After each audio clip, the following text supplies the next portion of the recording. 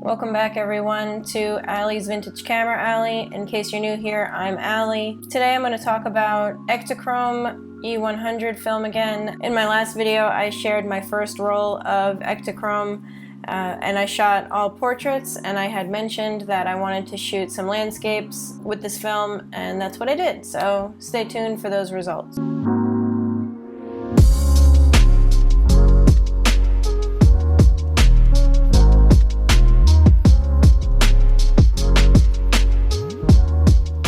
So Kelsey and I went out to Tradition, Florida originally to take pictures with a roll of Silbera 160 film. I think that's how you pronounce it, Silbera. But I brought with me several rolls as a backup just in case something happened, and I'm glad I did because when that video comes out you'll see why.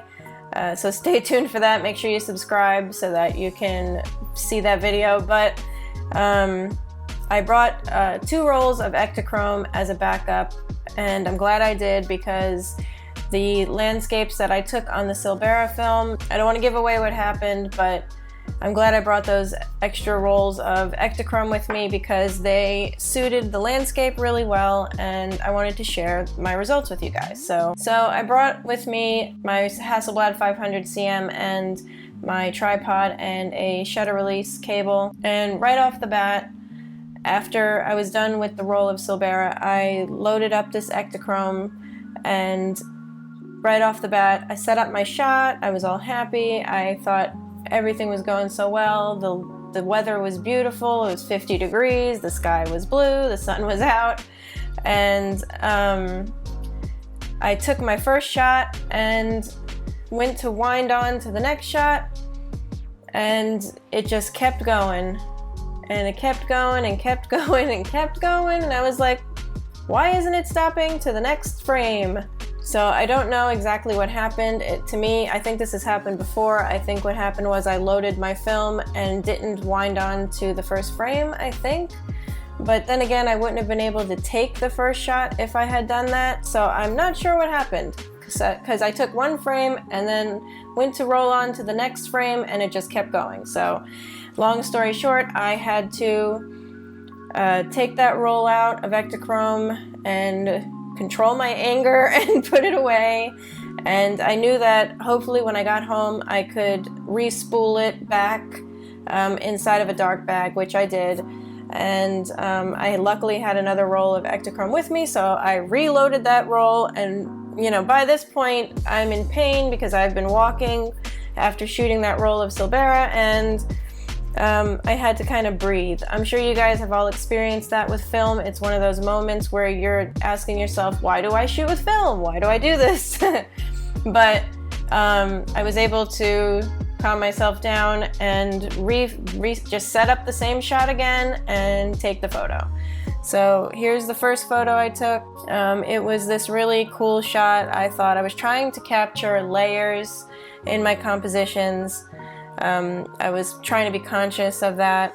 So here you can see the trees are in the foreground, and then in the background are these palm trees, and then sandwiched in the middle is the lake. The thing that I was kind of struggling with this shot was, do I focus on the trees in the foreground or the trees in the background? So I did the trees in the background, as you can see in this photo, and then in this photo a little bit closer to the tree in the foreground, I decided to focus on the tree in the foreground instead. I liked the movement of the grass. It gave the photo movement along with the water. Now the only thing with this roll, I don't know if this is a usual character of Ektachrome because this is only my second roll, but the colors are a little washed out. I was metering using a Pentax spot meter. It was I think it's only my second time using it, so I'm trying to learn how to use it. So they might be a little bit overexposed. I'm not sure if they're overexposed or if that's just the look. But I do like these photos. I especially love all the colors and the cool look it gives because it was a cool day that day, and it definitely captured it. So here's another one trying to catch layers. This one's actually my favorite photo on the roll. I used the two trees as a frame, and they framed up the palm trees in the background. And again, this time I focused on the trees in the foreground instead, because the palm trees in the background were being covered by their branches.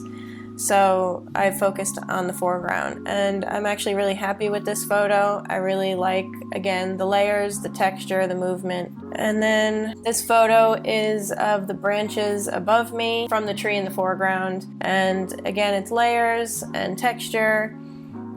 And I tried to get all three of the trees in because they were kind of touching each other, and I really kind of wanted to get that in. But I had an 80mm lens on the Hasselblad, so it wasn't quite wide enough. I think that's equivalent to a 50mm in 35mm, but you can correct me in the comments. So then from there we walked over to this tree, and I absolutely loved this tree. As you can tell, I kind of took several photos of it, and because the trunk of the tree looks twisted. It kind of reminds me of the Whomping Willow in Harry Potter, if you're a fan of Harry Potter, where the tree unwinds and slaps you. But I really loved the texture of this tree, and I was trying to figure out how to capture it. And so first I focused on the tree itself, used that as a frame to frame the background. Then I focused on the background. I'm not sure which one I like better. I think for the purpose of the tree acting like a frame, I think I liked the one that focuses on the background better. But then there's this photo that I took of the tree itself so that I could capture the trunk and the character of the tree itself. And now this one, I love the tree, obviously, like I said, but the background is busy. You can see the apartment buildings in the background. I'm not crazy about that. I was having a hard time trying to set up my composition to have, to be able to capture the tree perfectly, but also with an interesting background, and this was the best I got. So from there, I turned around and there were towering palm trees over us. I looked up and I loved the patterns and all that, and the textures again. So I just kind of aimed my camera upwards, and I put the lens to infinity, thinking that would focus it since it was pretty high up. But it doesn't look like it came in focus. It looks like only the edges of the palm fronds came in focus, so I don't know how I feel about this one either. It's not my favorite, but I think it's artistic. So then after that, we walked a little farther, and we kind of noticed that this older man was sitting on a bench behind us the whole time, watching us. He was blatantly staring at us, and it kind of made me feel uncomfortable, and I couldn't tell if, at first I thought, oh, maybe he likes my vintage camera, maybe he's watching what I'm doing with the camera. So I thought maybe this would be a good way to strike up a conversation and maybe ask for a portrait. I was wrong.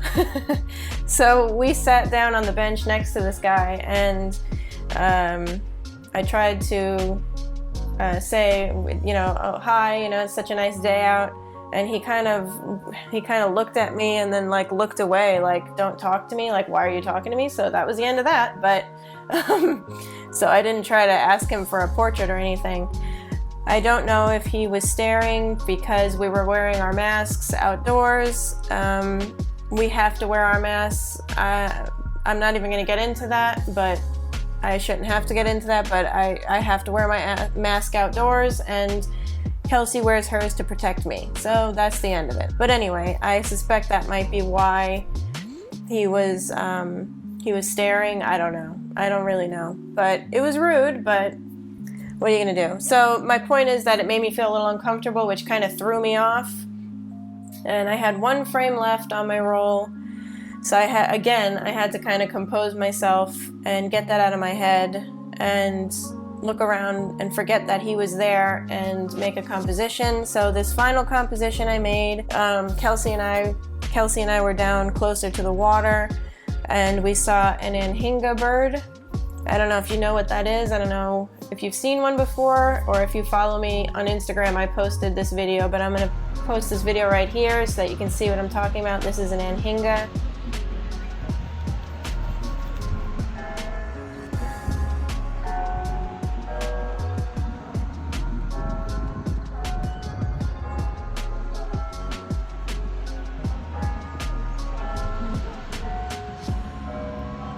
And so that bird was swimming in the water. They swim in water, and their feathers on their back they look like scales. And I guess I'm not sure what purpose it serves. I don't know if it's just camouflage for when they're in the water or if it serves a purpose, but they're the most creepy and interesting bird that I've seen in Florida. To me, they creep me out for some reason. But there he was poking his head out in this shot, and I waited until he came back above water so that I could catch him in this landscape. And I really love this landscape because the trees are colorful and they're reflecting in the water, and you don't often see colorful trees in Florida. Everything tends to be just green. I've noticed lately that they've been adding different colored trees everywhere, I guess to give it that fall look and feel that people always talk about. But yeah, I love that. I love the reflection. I love that his little head is poking out, and yeah, I thought it was a good final photo. So that's it. That's the frame. That's my roll of Ektachrome with landscapes. I think Ektachrome is becoming a favorite of mine. Let me know what you guys think of Ektachrome. Do you shoot it often? Also, let me know what do you do in situations where there's somebody kind of being rude when you're out taking photos? How do you deal with strangers? How do you deal with people blatantly staring at you? I'm sure you're going to say you just ignore them, but what do you guys do? How do you handle that? How do you ask for portraits? Let me know down in the comments. I always love hearing what you guys do when you're out taking pictures. So I hope you enjoyed this little sequel to my Ektachrome experience, and if you haven't yet, please hit that subscribe button and the thumbs up if you enjoyed this video. And as always, stay motivated and keep shooting.